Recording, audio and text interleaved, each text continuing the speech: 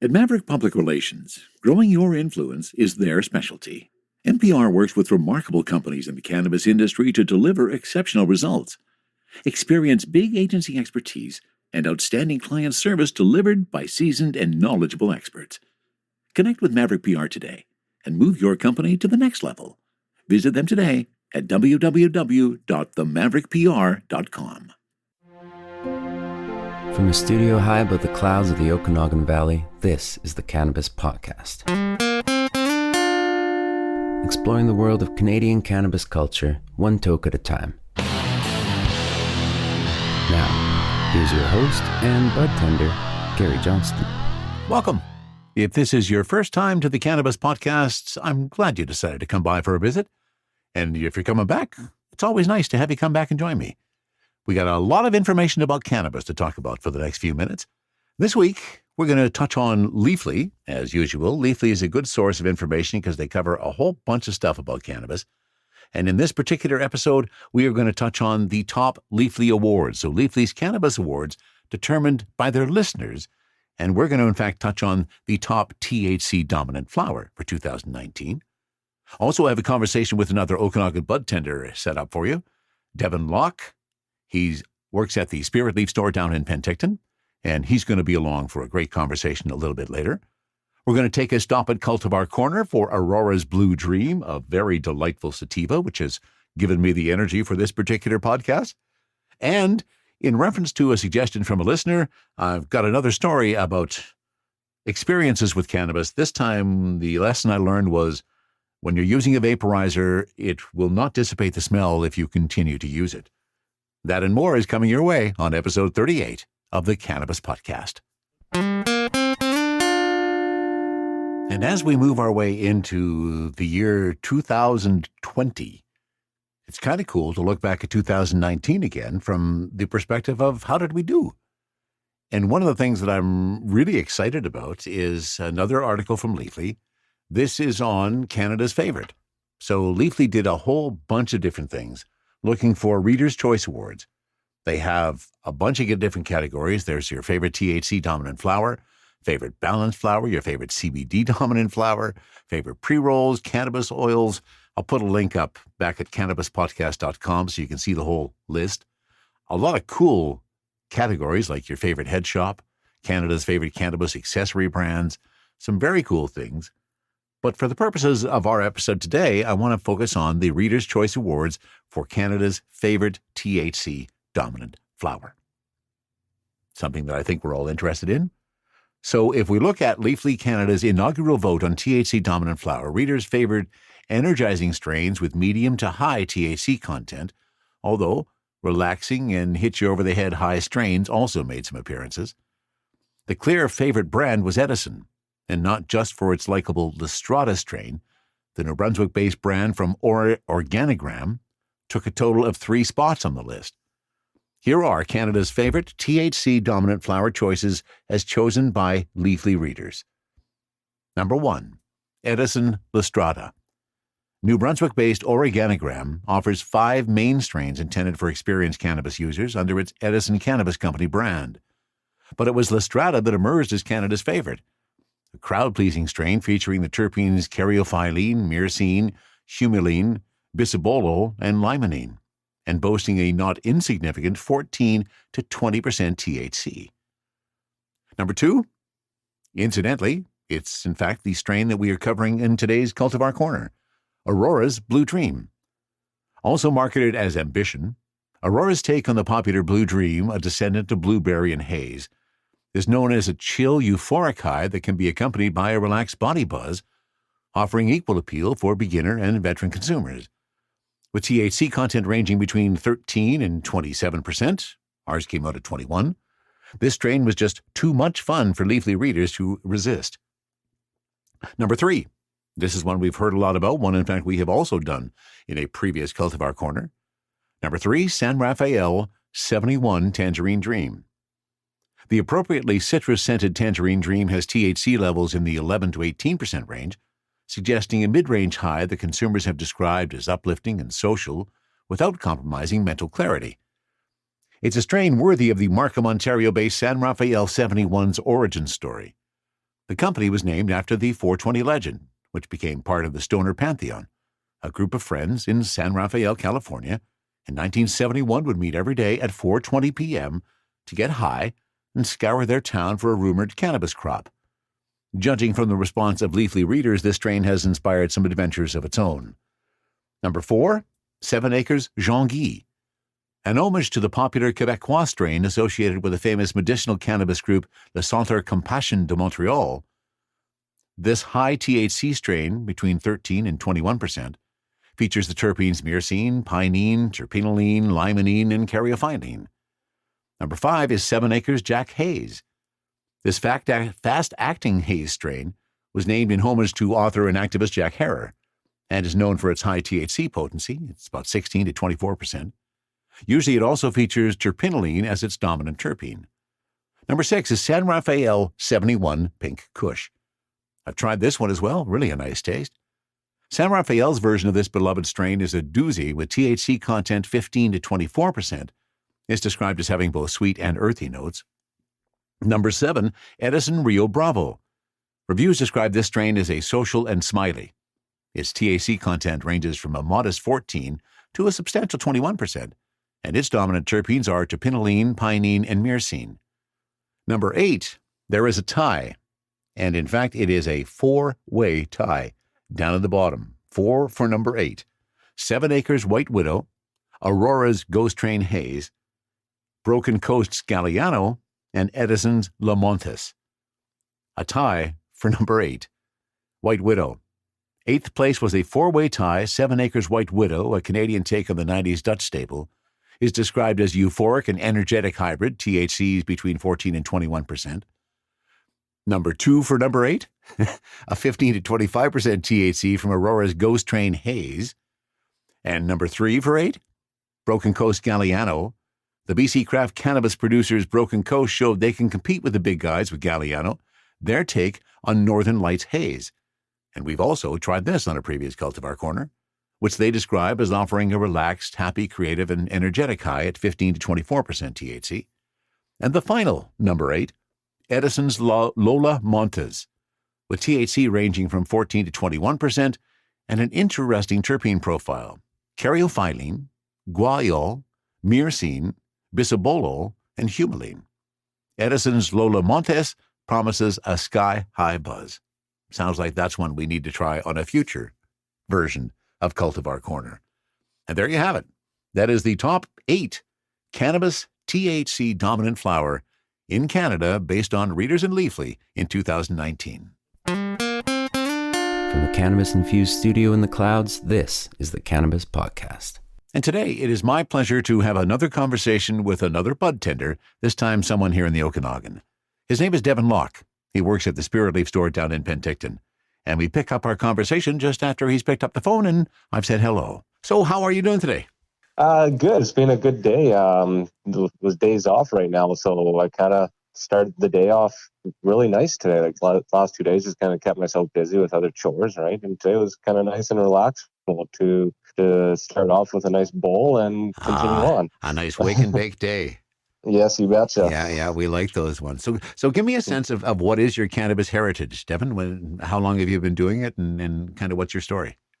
So my cannabis background, I mean, I've been partaking for the last 15 years on and off.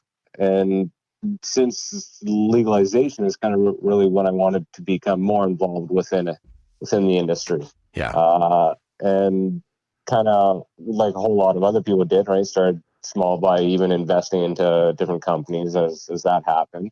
And just through all of that research is kind of how I found Spirit Leaf as well. So I just kind of did more research with them and eventually found that, hey, there's one going to be opening in Penticton. Yeah, very cool. And yeah, so I just just kept digging deeper and deeper to find Matt's email and managed to get a hold of him and kind of started working from there. So nice. And so how long have you been working at the Spirit Leaf in Penticton? I've been there not quite since they opened, about a week and a half, 2 weeks after they opened. So it would be the end of August is when I started with them. Nice. I have been so impressed with the Spirit Leaf Corporation since I first started doing the research. What's been your experience in working for them?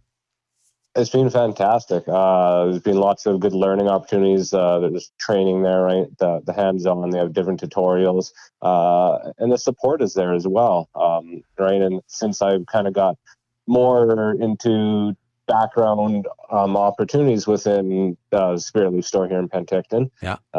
I get to see more of that as well, of more of the hands-on and the support from the rest of the team, which is really good. Yeah, very cool. Yeah, I've been the training that they provide to everybody. I've been pretty impressed with, and lots of detail and lots of content. Yeah, and it's always being updated, so which is nice. Definitely stay on top of it. Forums and blogs. It's great. Yeah, because eventually all of those, like you and I, who have our cannabis workers verification, eventually there's going to be a test associated to that. Yeah, and just like the other provinces, and I look forward to that as well. Yeah, I do too. It was one of the things I kind of thought, well, that's a little bit of an oversight when you went through the process and there was no validation of any of your knowledge before you get that. Did you have any experience in the pre-legal market other than just being a consumer? Consumer, I kind of dabbled a little bit in growing, not a whole lot. I was always kind of wanted just to wait for this whole legalization. I mean, a little bit here, a little bit there, but nothing that I wanted to that was going to affect myself. So, with working at Spirit Leaf and working with the guests that come in, what's been your favorite experience so far? it has been the conversations with guests and customers coming in, whether it's from someone who's been around cannabis for 20 some plus years or someone who just hasn't tried it at all. Yeah. Every type of conversation is very unique, and lots of information comes from it, right? Just kind of helps me grow as a person. Absolutely. And as someone within the industry as well, to listen to these stories and to have those conversations, especially when guests are coming back and returning, and the conversation that you had a week ago or 2 weeks ago or a month ago, right? Oh, absolutely. That's the payoff, right? It is, and there's even that larger demographic that's older, and that's been fantastic. Is those conversations, right? Ensuring people that it's safe, that we're okay, and we're here to have a conversation with them as well. Yeah, absolutely. And so what has your experience been with the clientele? Is it truly been diverse from 19 to 90 kind of thing? It has, yeah. We had one guest come in. He walked through the door, and I said hi, and I thought he was Stan Lee. He ended up being about 95 years old. He said it was a great conversation. Wow. He didn't get my Stan Lee reference right off the bat, and then he left after about 15 minutes. He didn't purchase anything, but we talked, and He was really happy. Seemed like he got some knowledge out of the deal, and so very cool. That's cool. Mm-hmm. Just to give a bit of background to the people listening, Devon and I first became acquainted when he started a Facebook group specifically for the Okanagan. In fact, it's called the Okanagan Cannabis Collective. And it was Devon's invitation for me to take a peek at that, which first got us acquainted. So what was your inspiration in starting that group, Devon? So the inspiration behind that, a little more background on me, is I also am co-owner of Ogo Float, which is float tanks. Okay. And within that industry, it's a very tight niche industry as well. And they have a very similar group, right, for behind the scenes. And it was really nice to be able to take that kind of platform and go, hey, I want to kind of bring this into this new industry, make it a little bit smaller into just the Okanagan, and kind of use it to help meet people. Jamie, another beautiful lady here in town, Growing Home Okanagan, is kind of where the inspiration came from. She had mentioned about wanting people to connect and to meet within the industry. So I kind of used that and talked to her about it, and kind of took off with the group and wanting to bring people in the Okanagan together within the industry, from retail stores to growers to reps for the LPs. And let's just have more conversation behind the scenes. Absolutely. I'm really looking forward to the growth of that community, because it's those conversations that make us all brighter, smarter, and have perhaps a chance for better outcomes in our future with where cannabis is going. So that's very cool. Yeah. I'm glad you did that, Devon. Excellent. Yeah, you're welcome. And anyone listening, it is a little bit harder to find the group currently right now. I've played with some different settings and tags, so Yeah. just keep searching and it'll come around, or find me on Facebook as well and let's meet up and we'll get you added to the group. And it is a private group, so you do need to be invited to it, which I like as well, because that means you can, be fairly candid in your conversations. So Exactly. Like, you should be able to search it, but you can't see any information that's in the group. yeah, which is real cool. I think that's a great Yeah. idea. Yeah. And you got to be able to verify yourself too, right? There are questions to be asked, what part of the industry you're in. That way we can verify that the right people are in the group. And every group that I have joined has had similar questions, so it makes total sense. So good on you. Well done for that. Thank you. So where do you think we're going? What do you see the future for cannabis legalization here in our country? So I think we've been on a good path, right? You always start small, you work your way up, incremental, making sure it's done right. Yes, there's been maybe wrong steps, might be the wrong words, but things that people aren't happy about or not impressed. But it's that progression, right? We don't know the answer until we've tried it and done it, and then we change, and then it adapts. So going into year 2, I've seen those adaptation and the change, especially being in the industry a little bit here now. Yeah. Where you can see that backside of it also, and be talking to more people within the industry. And I think we're on the right path. And another year or 2 down the road, right? Laws maybe loosen up. I don't know. Yeah. But at least I think there will be conversation about it as well, to how to adapt the industry and change, and looking at different markets that have already been in this position, into the states, Colorado, all the different states down there. So there will be progression over time. We just have to take those baby steps to get there. Yeah, that's a good approach. I like that. And one of the other things that I liked when I first started hearing about Spiritly was the fact that they want to remove the stigma. And stigma is a huge thing for me. And it's one of my biggest pet peeves, that there's still such a stigma with so many people about cannabis. And do you see that improving in the short or near future? Oh, for sure. It definitely will. And again, that's just the conversation with people of talking about it, right? Yeah. And even using the word stigma. Hey, there is still a stigma, right? We got to be more open and free about it, within being safe about it at the same time. Exactly. Right. So there is, and again, those little steps, and as it becomes more of the norm, the stigma will go away. Yeah, we just have to keep working at it. Yep. Yeah, I absolutely agree. That's cool. Yeah. And as more stores open up even too, right? And that's been a lot of it, is lack of retail stores and lack of product, and prices as well, to also get past that stigma. Yeah, and I think, since you bring that up, that's also something we've talked about before, where if we really want to get rid of the black market, we need to have better access, better product, and lower prices. Mm-hmm. And I've seen that happening too as well. It is starting to work that direction. So. It is starting to, and I'm really pleased to hear that as well. What have you found, Devon, with the experience with edibles, the introduction of Cannabis 2.0? What has that done for you at the store?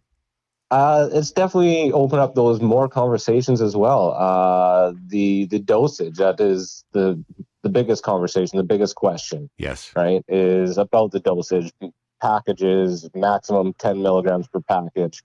And yeah, some people do have higher tolerances than others, but I also challenge people to try it, right? Try the 10 milligrams, see what it does for you before going saying, oh, I don't need that, or I need 40 or 50 milligrams, right? So yeah, no, it's true. A lot of the conversations is I just ask people to challenge it. Yeah, and that's a good way to put it. And now, since you brought that up, I'll challenge it. Yeah. And, and like for myself as a user, I've been using a while edibles. I don't do a lot of edibles, but like 10 milligrams is a nice level for me, right? I enjoy it. Yeah. And that just validates again the uniqueness and individuality of cannabis. Yes, exactly. Because now, I mean, you've been 15 plus years. I've been 40 plus years. My tolerance may be a little higher because of those additional years. But I tried some of the new edibles. I did some Chowie Wowie. Yeah. And 10 milligrams nothing, like literally nothing. Nothing. And, Yeah. So I thought, okay, well, I'm going to take this, the next approach. So then the next time I did 20. Mm-hmm. And then fortunately, it was the same result. So for me, Oh, it's too bad. somebody with, we also have to understand there is 5% of the population that edibles aren't going to do much with that transformation of THC. Exactly. I know a handful of people are that way, that can eat as much as you give them and nothing happens. Yeah, exactly. So maybe I have to admit that I'm that stage, but I'm still going to keep trying to see if I can find that dosage on it. But it's an interesting twist in the industry again. It is, and that's where my partner, she's into that 20 milligram range, right? Okay. Yeah. And right, so she's always double of what I am. Yeah. And that's it. Everybody has a unique tolerance, and you'll have to figure out what that is. But I must admit, with the edibles at this point, is the flavors have been great. Yes. The actual chocolates that I've tried, that delicious. they have been so good. Oh, I agree wholeheartedly. That was one of the problems with the chocolates that I bought, that I ended up eating both packages to get those 20 milligrams, and it tasted just absolutely delicious. Yeah. Yeah, that's so true. Cool. Well, thanks for taking some time to chat with me, Devon. You're welcome, Gary. I want to wrap up with what I traditionally, every time somebody appears on the podcast for the first time, if you're a repeat guest, you don't have to answer these multiple times. But I'd like to go through my hot seat questions, just some things to get your final idea on things like, what's your favorite strain? My favorite strain right now is being Great White Shark by San Rafael. Okay, so more CBD prominent. Yeah, it's been very nice. Yeah, I quite like that one as well. Joints or vape, Devon? Joints. Okay. Do you have a favorite munchie? Chips. Okay, that works for me too. Yeah. If you have a choice, cake or pie? I guess cheesecake. So cake. Oh, cheesecake. Oh, delicious. Yes. And edibles or flower? Flower. Yeah, that's the same way. And we're going to throw one more in. This one is just because, and you can tell me whether you've had any experience with people coming into your store asking for a half quarter. That one threw me off the loop for a while. Yeah. It's definitely an Ontario thing is what I learned from that one. And what I have learned, it's Ontario and further east. And even when you said that, it had me thinking for a moment. Yeah, exactly. And so for those who don't know, a half quarter is an eighth, 3.5 grams. It still kills me when people come in asking for a half quarter. Totally does. So I am so looking forward to meeting you in person and getting to know you a little bit better, Devon, as well. So thanks again for spending some time with me. Any final words for the people who are listening about your opinions of cannabis and where we are at this moment? No final words. Just if you haven't been into a store, I guess, go check one out just to chat, even just to look. Absolutely. And so I appreciate the time, Gary, of being on the show with you. Perfect. Well, thank you very much, Devon. You enjoy the rest of your day. All right. We'll talk to you later. Okay, take care. Are you ready for liftoff? Don't miss Canada's #1 cannabis conference and trade show, Lift & Co Expo, coming this May 12 to 15 to Metro Toronto Convention Centre. Level up your industry intel at the Lift Cannabis Business Conference. Connect with movers and shakers from across the cannabis industry and preview new products and services from 250 plus exhibitors. Plus, everyone loves Lift & Co Expo's prizes, live music, and more. Visit liftexpo.ca for tickets. That's liftexpo.ca. THC, CBD, terpene profiles, what's in me? Oh, please explain to me. Cultivar Corner, Cultivar Corner, oh yeah. Cultivar Corner, please explain this stuff to me. Always thrilling for me to hear that introduction. And it's also always thrilling for me to do a Cultivar Corner. And this time we are doing something new. This is a new strain that I picked up. This is Aurora's Blue Dream. It's a sativa. Picked it up at the Spirit Leaf location in West Kelowna today.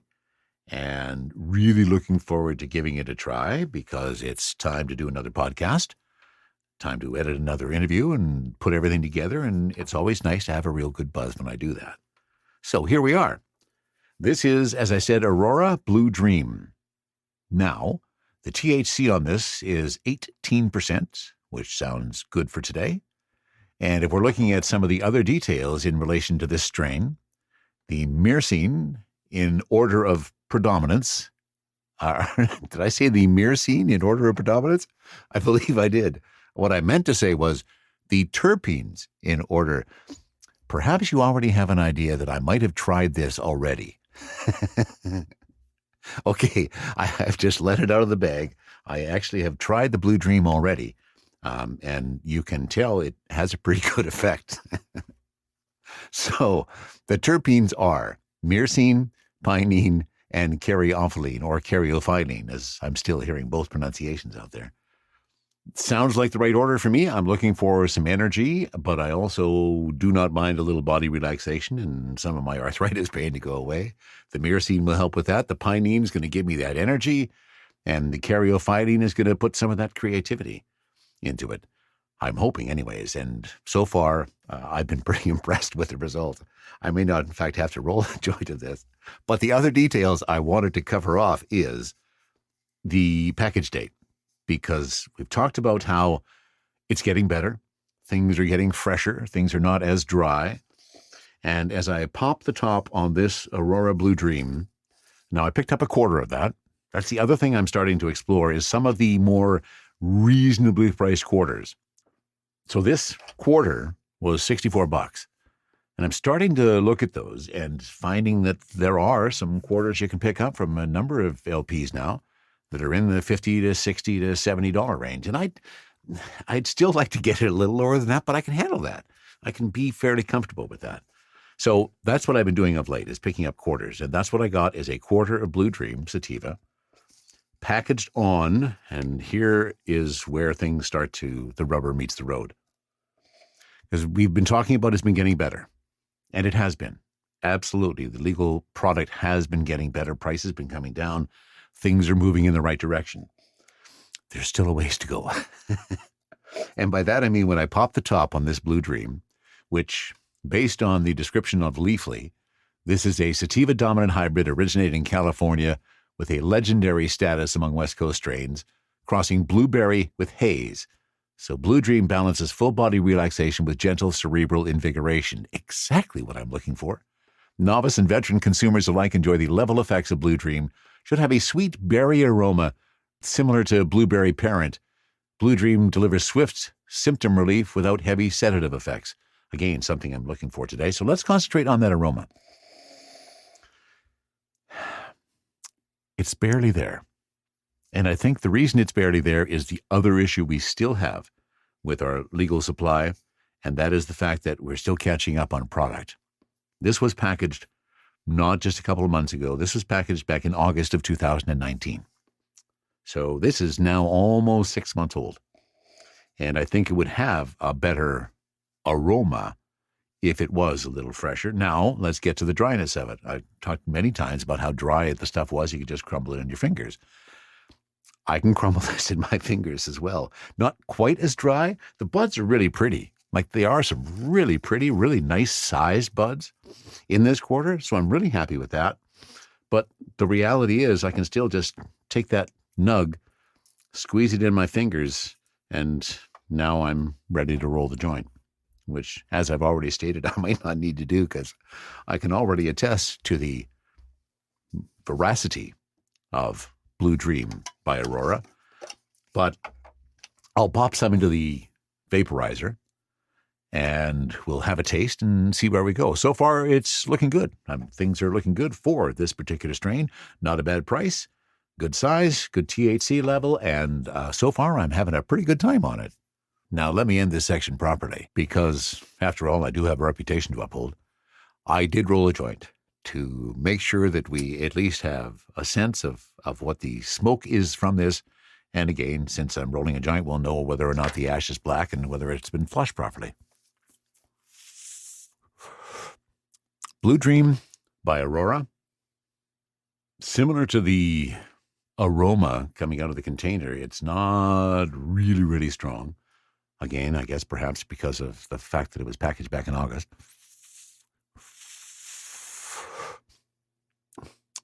Not a bad taste, though. Tastes pretty smooth going in. It's not harsh at all. Luckily, there is no black ash. Nice and white. Pleased to see that. And the effect is one of the better ones of late. So with that THC level at about 18% and that combination of myrcene, pinene, and caryophyllene in the terpene mix, this appears to be a strain that is one that's going to go into my good books. I'm really happy with how this feels. I'm happy with how it's making me feel. And I think I'm going to have a blast putting the rest of the podcast to get together today. So there you go. That is Aurora's Blue Dream, the thumbs up on this particular sativa. And I'm going to finish off the episode today based on a suggestion from a listener. Thank you, Dan, for the suggestion. And that was to tell more stories about my experience with cannabis and what has happened. And of course, most of them are pre-legalization, as this one is, but gives you a sense of what we were up against back then. This was from a time, and I also thought it was appropriate this time since we are still into winter, and there has been a lot of snow of late across our country. And if you have ever watched the Discovery Channel, and you're familiar with a program called The Highway Through Hell, then you are also familiar with the Coquihalla Highway, which is between where I live and the coast. This relates to a time my wife and I went down to see Eric Clapton, actually. So it was a fantastic concert. It was a great, great destination. We went down with a couple of friends of ours. We're coming back. I think it's Sunday now. I didn't bother checking the road reports because, I mean, the road is the road and it is what it is. I sure wish I had it, though, because we ended up getting out of Vancouver late, and it's probably afternoon. It's probably about 1 or 2 o'clock now. And as we start heading up this Coquihalla, we can tell that it's going to be a very snowy day. And sure enough, we don't get more than an hour into the drive, and we are stopped because a semi has spun out somewhere up ahead. The road is blocked. We can't move. And we are parked literally right beside a sign that says, "Avalanche Zone, no stopping." And we looked at that sign, and I think this is what started to freak my wife out, because we looked at that sign for 2 hours before we moved. We finally eventually did move. Traffic did finally clear up. And we were, as I say, about an hour into the drive. We were just heading up on the Coquihalla. We still probably had another hour or so to get to Merritt, one of the midpoints along the drive.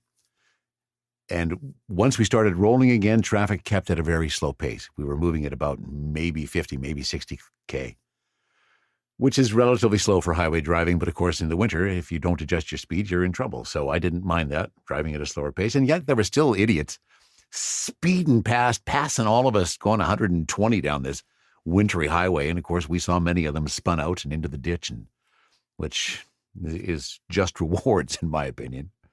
Anyways, we get to Merritt.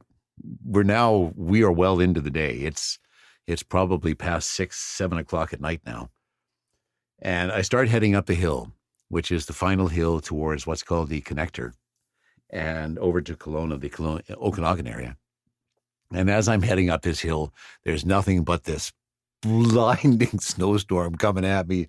I can barely see 10 feet in front of me. And I say to my wife, "I'm sorry, I can't go on. We're stopping here for the night." So we did. We went and we found a motel and got ourselves a room.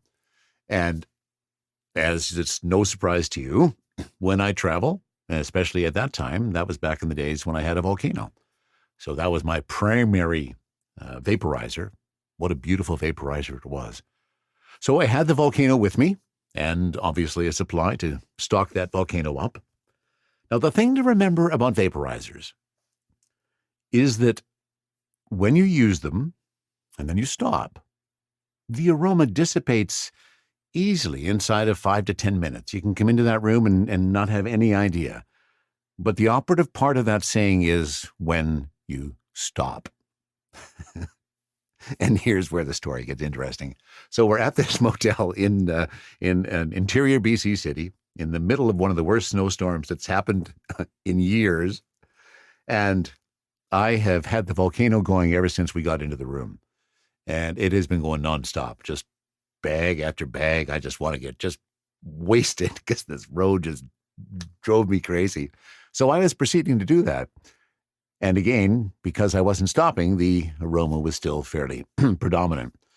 As it turned out, a little too prominent, because next thing we know, there's a on the door, and my wife goes to the door, and she has to hold the door in so that this manager could not barge his way into the room. And he's out there saying, no smoking marijuana, no smoking marijuana. And off he goes. Now, this, of course, was back in the pre-legalization days, which made it a little worse. But unfortunately, that just went right to my wife's brain, and her paranoia set in. And she spent the rest of the night going and checking out the window of our motel room to make sure that there weren't a series of police cars out there who were going to bust us. And I said, please, dear, we are in one of the worst snowstorms that has happened so far this year. The RCMP are not going to have any interest in coming to get us for smoking a little bit of pot in the motel. But for her, the rest of the night was horrid. She actually made me take the volcano and the materials and take it out of the room and go put it back out on the car. And I did, because when your wife asks you to do those kind of things, that's what you do. So that's an experience that, I guess, living that experience in this day and age, obviously there's still some issues with motels and being able to smoke cannabis in them and vaporizers and such, although because vaporizers do dissipate very quickly, I still tend to take them when I travel. That was one of our experiences after an Eric Clapton concert, and where I truly learned that if you don't stop using a vaporizer, the smell will not dissipate. And that pretty well wraps it up for episode 38 of the Cannabis Podcast. If you, as always, have any suggestions for people you think that I should have a chat with, or any topics that you think should be covered, please send a note to info@cannabispodcast.com. You will find the links to everything that I talk about at cannabispodcast.com as well with the episode. That's it for episode 38 of the Cannabis Podcast. From the cannabis-infused studio, high above the Okanagan Valley, this was the Cannabis Podcast.